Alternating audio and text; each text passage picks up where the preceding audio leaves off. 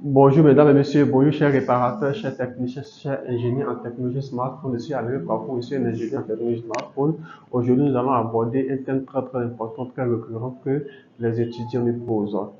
C'est concernant deux composants très importants. Les composants sont en question la bobine et le VDR. La bobine et le VDR, généralement, comme vous les voyez sur une carte mère SMD, parce qu'il y a une différence entre carte mère SMD, carte mère PTH. Une carte mère SMD est une carte mère où les montages les composants sont placés en surface. Quand vous voyez deux composants, la bobine et le VDR, vous avez l'impression que en fait, les gars, c'est récent, vous avez une descendance, je pense que vous pouvez les confondre.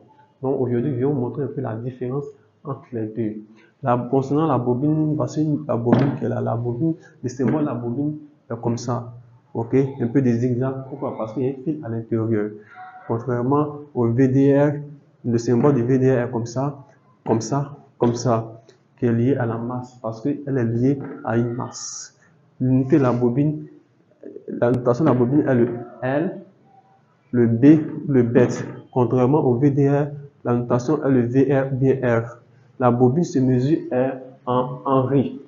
En Henry, la bobine se mesure en Henry. Mais comme le multimètre ne porte pas de mesure d'Henry, on mesure la bobine en mode continuité. Sinon, l'unité de mesure de la bobine est Henry.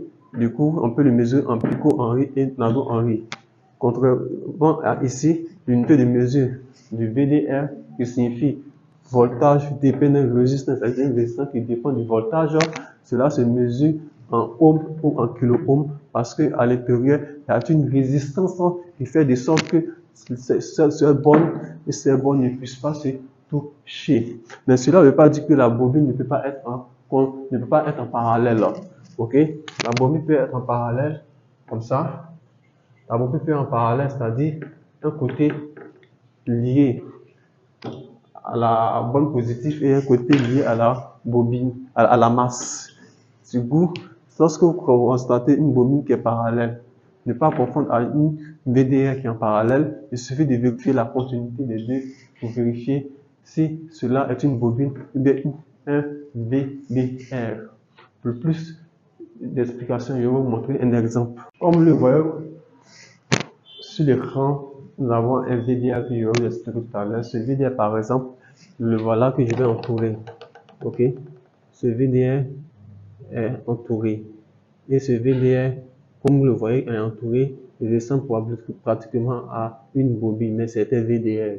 Mais ici, est lié à la masse. C'est-à-dire que en mode diode, lorsqu'on met le rouge sur la masse et le noir sur cette partie, ça va donner un bip. Et là, ça va donner une valeur. Vous comprenez? Donc, c'est un VDR qui est là. Merci pour votre attention et je vous donne rendez-vous pour une nouvelle vidéo.